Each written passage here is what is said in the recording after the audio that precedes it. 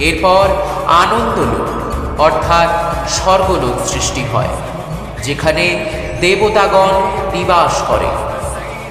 এরপর সৃষ্টি হয় ভুবনলোক, যেখানে নবগ্রহ স্থান লাভ করে।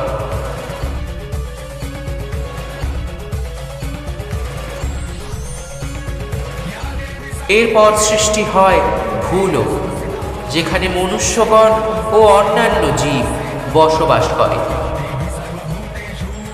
এরপর সৃষ্টি হয় অতল লোক, সেই লোক ভোগ বিলাসের লোক। ভূমির সকল ধন সম্পত্তি এই লোকেই গচ্ছিত থাকে।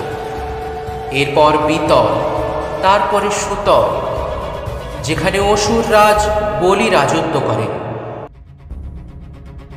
এরপর তলাতল লোক সৃষ্টি হয়, যেখানে নাগেরা বসবাস করে, তাই এই লোক নাগলোক নামেও খ্যাত।